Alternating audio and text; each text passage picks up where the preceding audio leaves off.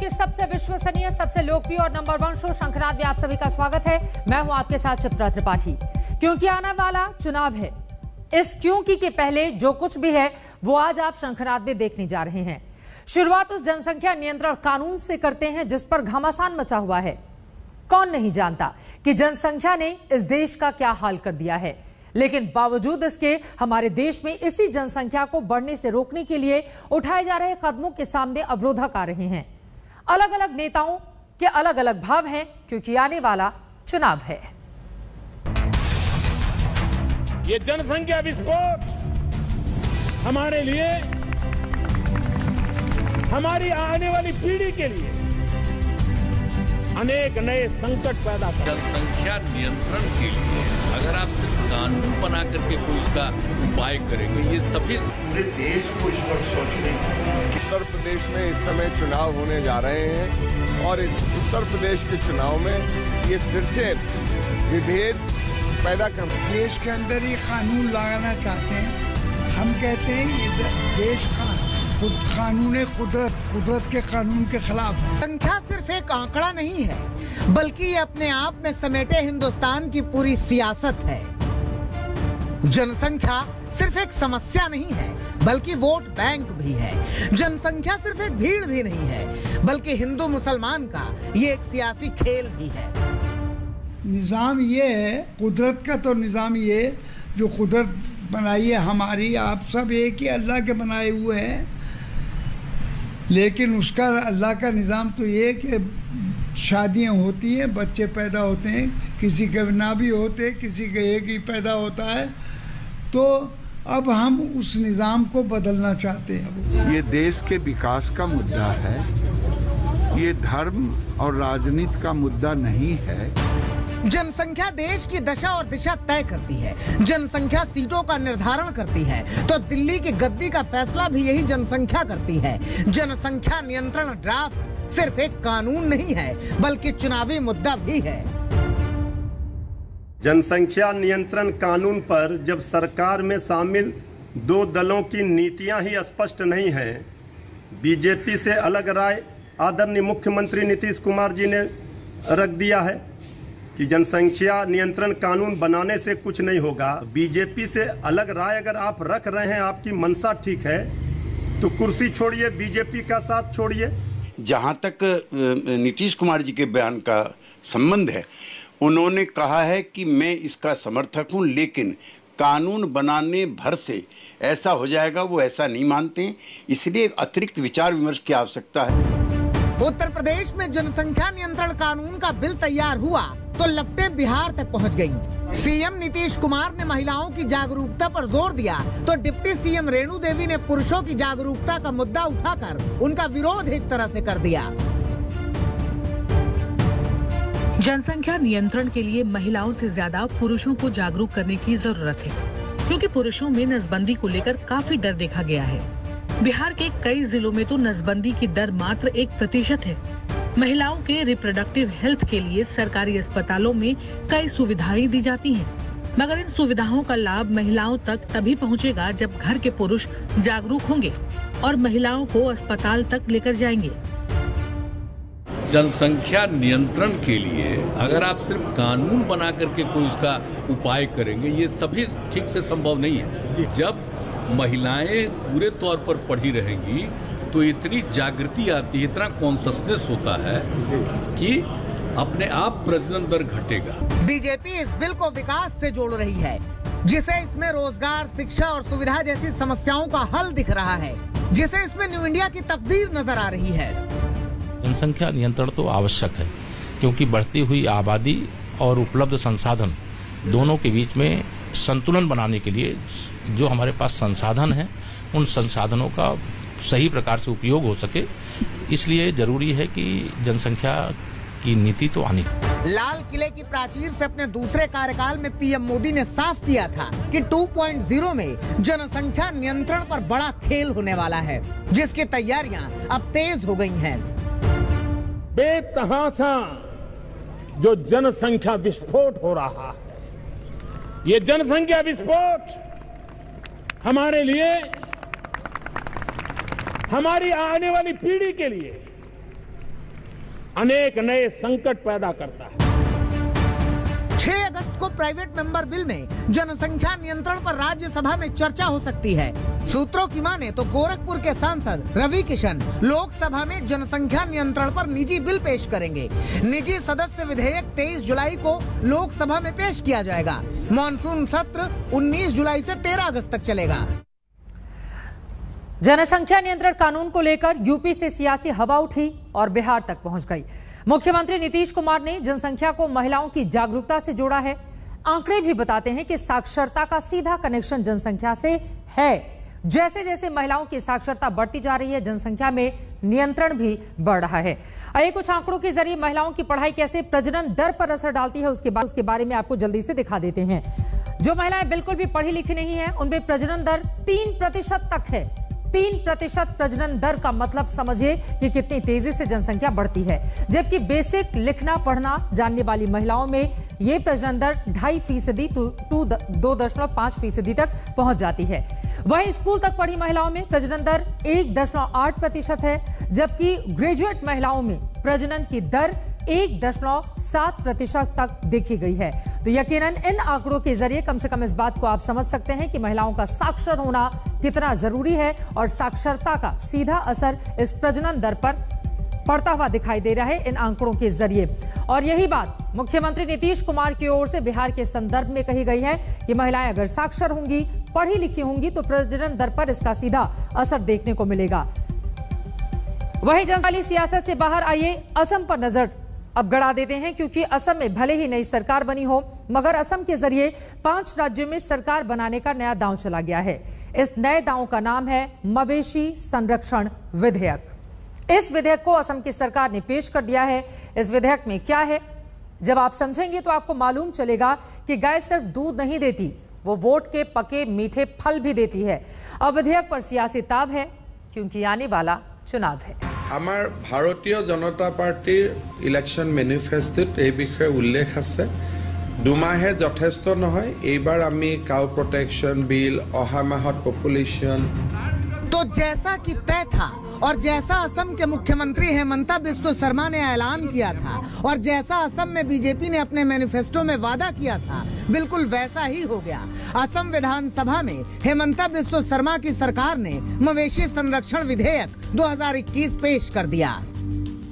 Cow protection bill आज विधानसभा में हम लोग लाया है, लेकिन डिबेट उसके थोड़ा दिन बाद होगा। डिबेट में साफ होगा क्या लाया है क्या नहीं लाया है। लेकिन मैं ये बोलना चाहता हूँ, कोई असंभव, कोई असंवैधानिक ये सब वहाँ में नहीं है। सो जब काउ प्रोटेक्शन बिल का ऊपर डिस्कशन होगा, लोगों को पता चलेगा।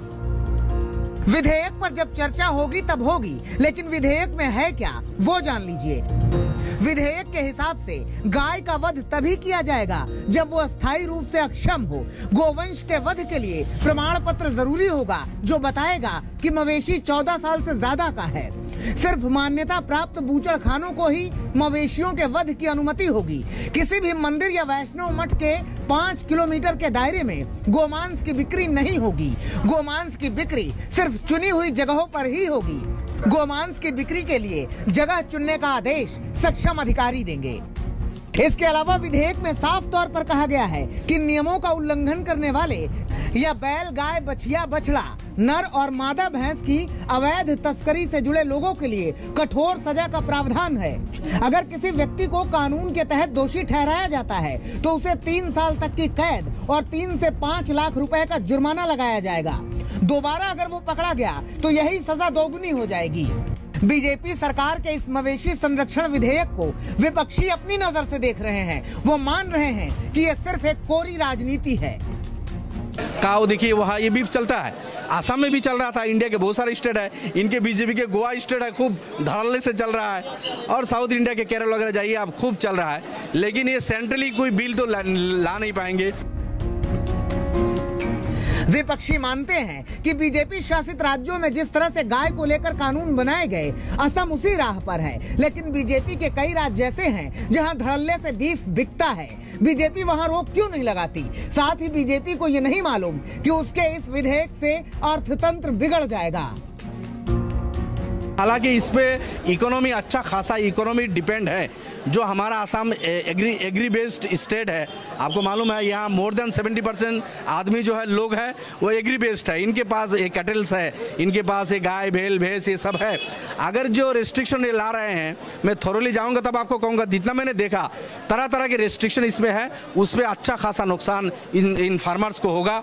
जो गौपालक है, दूध के लिए जो गाय पालते हैं उनको प्रॉब्लम होगा। हालांकि ये एक इलाके के लिए रेस्ट्रिक्शन, एक इलाके में आप छोड़ रहे हो, ये किस तरह की बात है? गाय संरक्षण को लेकर बीजेपी की नीति हमेशा से ही आक्रामक रही है। दुनिया के लिए गाय दूध देती होगी, लेकिन राजनीति के लिए गाय वोट भी देती है और कई बार तो सियासी चोट भी देती है। हेमंता नाथ, गुवाहाटी, आज तक। वैसे बीजेपी की राजनीति में गाय का बड़ा रोल रहा है, क्योंकि बीजेपी की सियासत हिंदुत्व के इर्द गिर्द घूमती रही है। इसी कड़ी में उत्तर प्रदेश के मुख्यमंत्री योगी आदित्यनाथ आज बाबा विश्वनाथ के दर पर पहुंचे। योगी ने विधि विधान से बाबा विश्वनाथ की पूजा अर्चना की। दरअसल योगी आदित्यनाथ उन तैयारियों का जायजा लेने के लिए पहुंचे थे जो पीएम मोदी के आगमन के लिए हो रही हैं। 15 जुलाई को प्रधानमंत्री वाराणसी जा रहे हैं, इसीलिए भक्तिभाव है, कहा ना, क्योंकि आने वाला चुनाव है। बाबा विश्वनाथ का दरबार है, मंत्रोच्चार है और महादेव की पूजा में लीन है उत्तर प्रदेश के मुख्यमंत्री योगी आदित्यनाथ। देव के सामने पहुंचकर योगी ने प्रणाम किया, आसन लिया, बाबा विश्वनाथ का जलाभिषेक किया, दुग्धाभिषेक किया, दही चढ़ाया, अभिनंदन वंदन रोली चंदन फूल चढ़ाकर।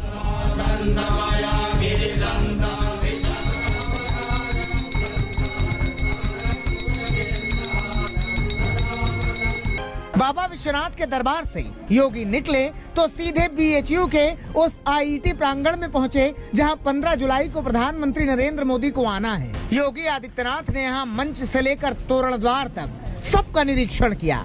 उन्होंने व्यवस्थाओं का बारीकी से जायजा लिया। बता दें कि पिछले 2 महीने में योगी आदित्यनाथ 5वीं बार वाराणसी पहुंचे हैं और पिछले 8 महीने से पीएम मोदी अपने संसदीय क्षेत्र वाराणसी नहीं गए हैं। 8 महीने बाद पीएम वाराणसी जाएंगे, 1550 करोड़ की 300 परियोजनाओं की सौगात देंगे और भारत और जापान के सहयोग से बने रुद्राक्ष ऑडिटोरियम का लोकार्पण करेंगे। सोशल डिस्टेंसिंग के साथ जनसभा का आयोजन है, जिसमें बहुत ज़्यादा स्पेस के साथ पब्लिक के बीच में लोकार्पण और शिलान्यास वाराणसी के विभिन्न प्रोजेक्ट्स के किए जाएंगे। उस कार्यक्रम को बीएचयू के आईआईटी ग्राउंड में रखा गया है, जो बहुत ही खुला हुआ ग्राउंड है और जहां पे सारे सोशल डिस्टेंसिंग और कोविड प्रोटोकॉल का पालन कराया जा सकता है। इसके अलावा प्रधानमंत्री नरेंद्र मोदी कोविड को लेकर बीएचयू के डॉक्टरों से मंत्रणा भी करेंगे। पहली नजर में योगी और मोदी का वाराणसी दौरा एकदम सामान्य सा दौरा लगता है, लेकिन राजनीति में कुछ भी सामान्य नहीं होता। यूपी की राजनीति चुनावों को लेकर चटक हो रही है। पंचायत चुनावों और ब्लॉक के चुनावों में बीजेपी ने जिस तरह से जीत दर्ज की है, उससे बीजेपी की बाँछें खिली हुई हैं। उन्हें पूरा भरोसा है कि इस बार भी बीजेपी यहां 300 सीटों के पार जाएगी। केंद्र में माननीय प्रधानमंत्री श्री नरेंद्र मोदी जी के नेतृत्व की सरकार के माध्यम से, प्रदेश में आदरणीय योगी आदित्यनाथ जी के नेतृत्व में हमारी प्रदेश सरकार के माध्यम से जो काम किया गया है, उस काम के बूते हमें पूरा भरोसा है कि हम 2022 में फिर 300 से ज्यादा सीटें जीत करके उत्तर प्रदेश में सरकार बनाएंगे। लेकिन समाजवादी पार्टी भी लगातार अपने नेताओं और महासचिवों के साथ बैठक कर रही है। जाहिर सी बात है कि बिसातें बिछ रही हैं और ऐसे में वाराणसी को एक बार फिर से अगर बीजेपी अपना पावर सेंटर बना दे तो हैरानी नहीं होनी चाहिए। वाराणसी से रोशन जायसवाल के साथ कुमार अभिषेक, लखनऊ, आज तक। यूपी में सियासी बिसातें बिछ रही हैं, लेकिन पंजाब में कांग्रेस की लड़ाई खत्म होने का नाम नहीं ले रही। चुनाव का मौसम है, सियासत गर्म है, हर कोई अपनी चाल चल रहा है, लेकिन पंजाब में सिद्धू का खेल किसी को समझ में नहीं आ रहा। गुरु के हर ट्वीट पर नया ट्विस्ट आ रहा है। सिद्धू ने अपने आम आदमी पार्टी की शान में कसीदे पढ़कर चल दिया है नया दांव, क्योंकि आने वाला है चुनाव। जो कह रहे हैं नाच मेरी बुलबुल के पैसा मिलेगा, कहाँ कदरदान हमारे जैसे मिलेगा। बहुत ताली ठोको, बहुत ताली ठोक ली, बहुत शायरी ठोक ली। आजकल गुरु ट्विटर पर ट्वीट ठोक रहे हैं। हमारे विपक्षी आम आदमी पार्टी ने हमेशा पंजाब के लिए मेरे विजन और काम को पहचाना है। 2017 से पहले की बात हो, बेअदबी, ड्रग्स, किसानों के मुद्दे, भ्रष्टाचार और बिजली संकट का सामना पंजाब के लोगों ने किया और इन मुद्दों को मेरे द्वारा उठाया गया। आज जैसा कि मैंने पंजाब मॉडल पेश किया, ये स्पष्ट है कि वो जानते हैं कि वास्तव में पंजाब के लिए कौन लड़ रहा है। अब आप सोचिए, सिद्धू ने इस ट्वीट में किसे ठोका है? उस कांग्रेस को जहां अमरिंदर के साथ घमासान को विराम लगाने की अटकलें आ रही थी, या फिर उस आम आदमी पार्टी को, क्योंकि इस ट्वीट के बाद सिद्धू ने एक और ट्वीट ठोका।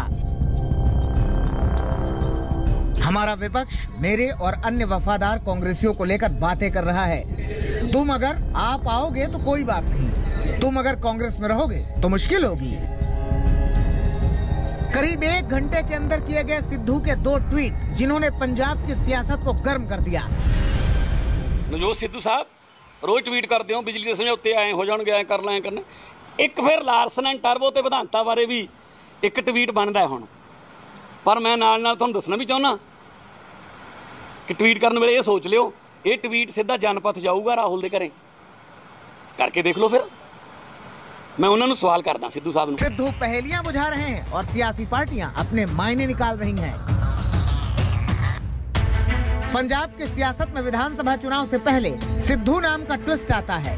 पिछले चुनाव में जब ये आग भड़की तो आपकी एंट्री हुई, लेकिन बाजी कांग्रेस ने मारी।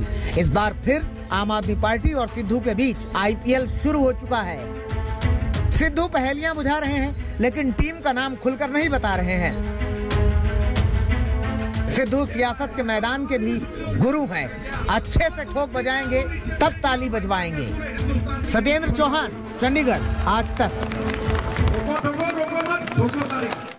6 महीने के बाद ही पंजाब में विधानसभा के चुनाव होने वाले हैं, लेकिन कांग्रेस अपनी अंदरूनी कलह सुलझा नहीं पा रही है।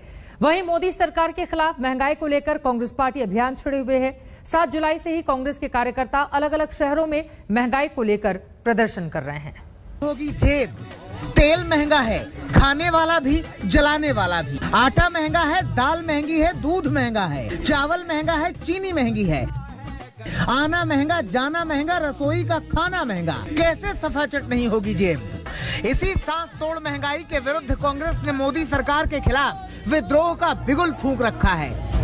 7 जुलाई से 17 जुलाई तक अलग अलग शहरों में कांग्रेस के कार्यकर्ता प्रदर्शन कर रहे हैं। जयपुर में महंगाई के खिलाफ बैलगाड़ी चली। कांग्रेस के कार्यकर्ताओं ने ताली, थाली, घंटी, शंख और बर्तन बजाकर PM मोदी पर व्यंग कसा।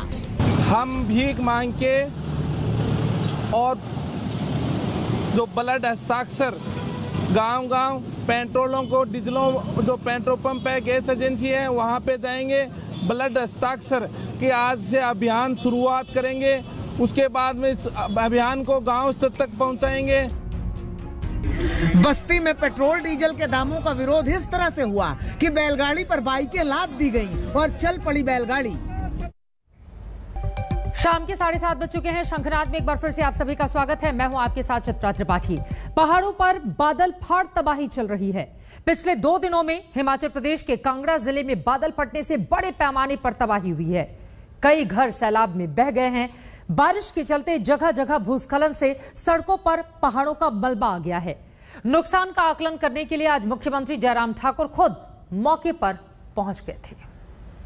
यह है पहाड़ तोड़ तबाही।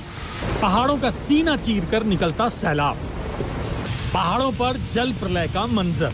हिमाचल प्रदेश के पहाड़ों ने ऐसी तबाही शायद ही कभी देखी होगी। सैलाब ने ऐसा कहर बरपाया जिसमें घर बार बह गए।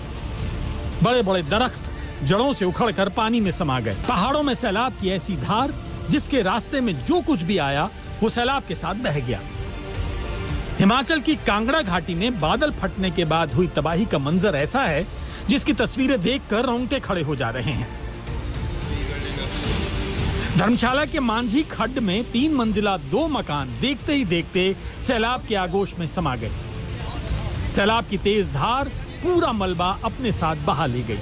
मकान के एक कोने को एक मजबूत पेड़ ने संभाल रखा था। ये पेड़ सैलाब की लहरों में समाया तो सब कुछ तबाह हो गया। कांगड़ा जिले में कल बादल तोड़ तबाही का मंजर बेहद खौफनाक था। बादल फटने से जो सैलाब आया उसमें मैक्लोडगंज के पास भक्चुनाग में तमाम कारें माचिस की डिबिया की तरह बहने लगी।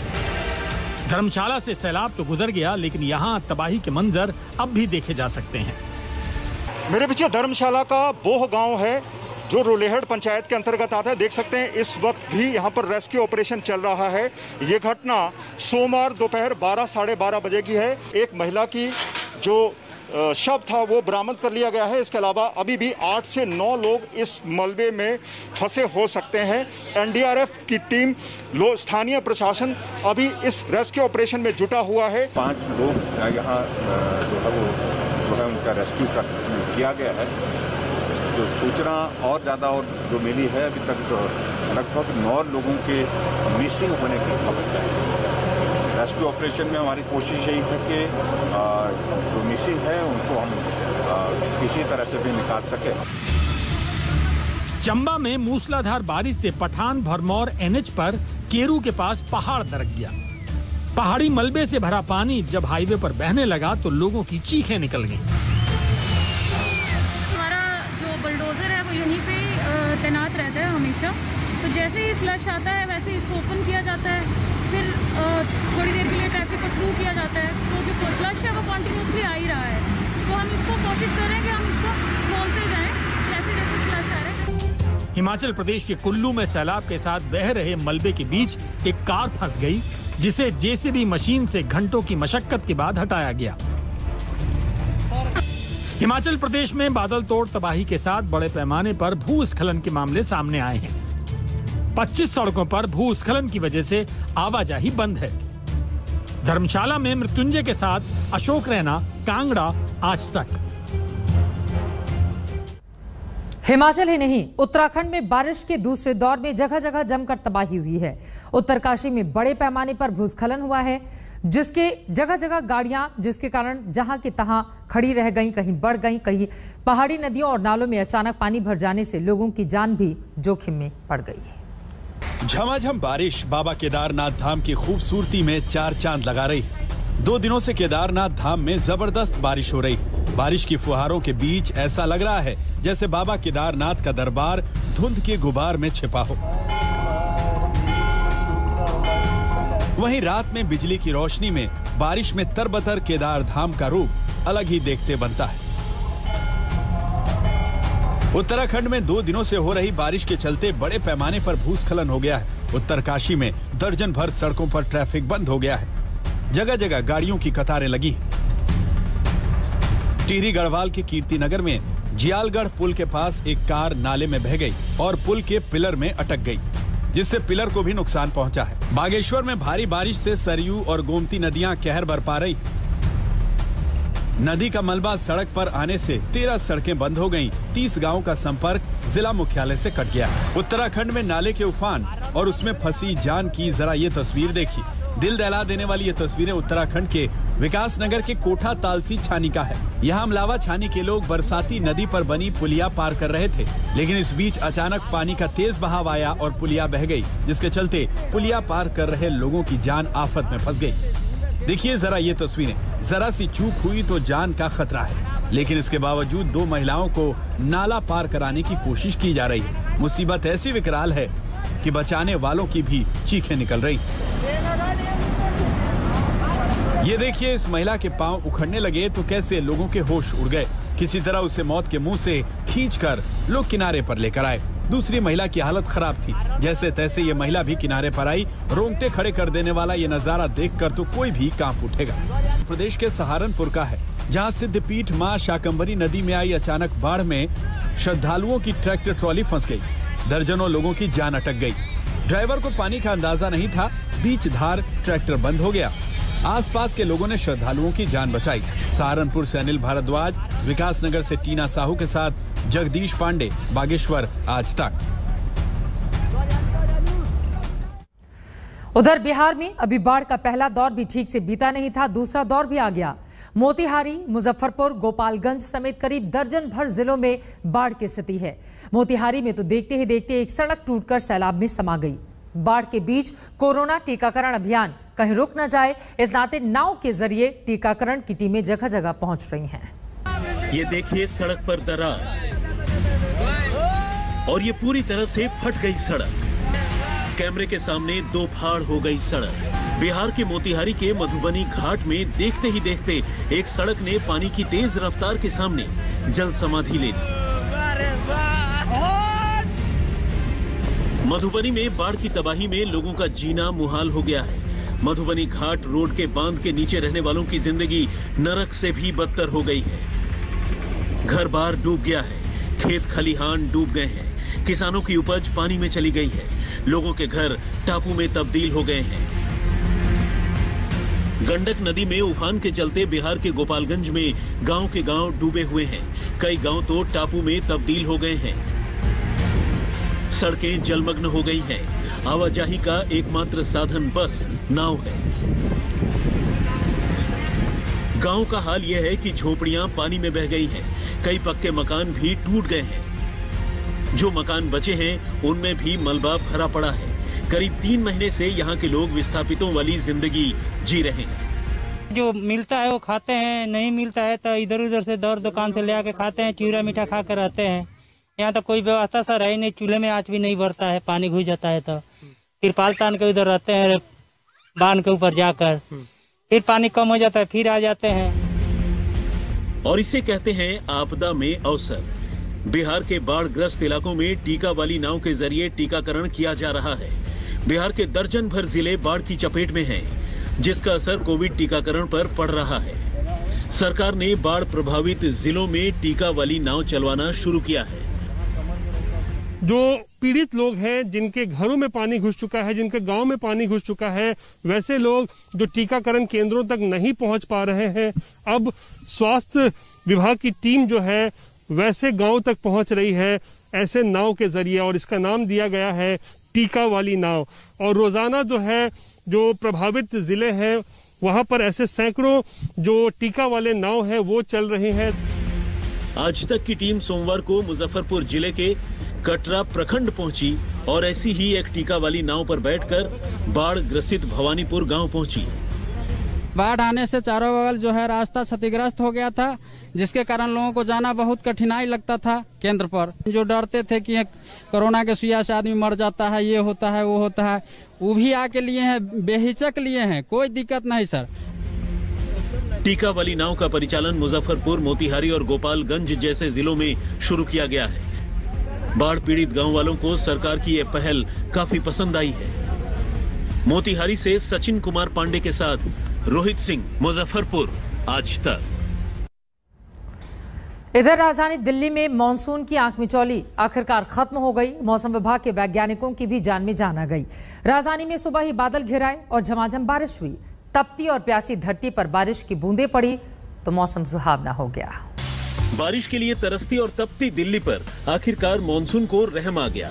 लंबे इंतजार के बाद सुबह दिल्ली एनसीआर में काली घटाएं घिर आईं। फिर तो बादल झूम कर बरसे। गर्मी की मार से अकुलाए लोगों के कलेजे को ठंडक पहुंची तो मौसम भी खुशनुमा हो गया। आखिरकार दिल्ली एनसीआर में आ गया है मानसून, यानी जिसका सबसे ज्यादा बेसब्री से इंतजार था। जिन काले घने बादलों का वो उसने दिल्ली और एनसीआर के आसमानों में डाल दिया है डेरा, और सुबह से धीरे धीरे रिमझिम फुहार दिल्ली को भिगो रही है, एनसीआर के अलग अलग इलाकों को भिगो रही है। इंतजार इसलिए भी था क्योंकि उमस और गर्मी ने हाल बेहाल कर रखा था।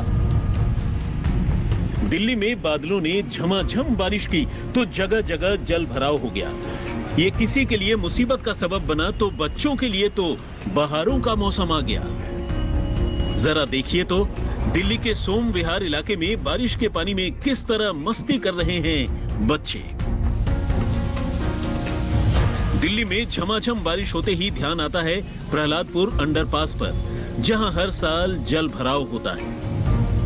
इस बार भी बारिश आई तो प्रहलादपुर अंडरपास लबालब हो गया, गाड़ियां फंस गई। वैसे भी झमाझम बारिश होने के चलते गाड़ियों की रफ्तार धीमी पड़ गई और जगह जगह जाम लग गया। लेकिन बारिश की फुहारों ने दिल्ली का मौसम बदल दिया। साथ ही मौसम विभाग के वैज्ञानिकों की भी लाज बच गई, क्योंकि बार बार उनकी भविष्यवाणी गलत साबित हो रही थी। लगातार मौसम वैज्ञानिकों से इंद्र देवता के आंख मिचोली के बाद आखिरकार इंद्रदेव दिल्ली एनसीआर पर मेहरबान हुए। पिछले कई दिनों से दिल्ली में भारी गर्मी और उमस थी, जिस वजह से दिल्ली एनसीआर वालों को काफी मुश्किलों का सामना करना पड़ रहा था। मौसम विभाग का तो कहना है कि दिल्ली में अब 16 जुलाई तक ऐसे ही हल्की हल्की बारिश होगी। उसके बाद मूसलाधार बारिश के लिए तैयार रहे दिल्ली। अरविंद ओझा के साथ कुमार कुणाल, दिल्ली, आज तक। झूम के आया मॉनसून कितनी राहत दे गया दिल्ली वालों को, तस्वीरें आपने देखी। इसी के साथ शंखनाद भी। अभी के लिए बस इतना ही। देश और दुनिया की बाकी खबरों के लिए आप देखते रहिए आज तक।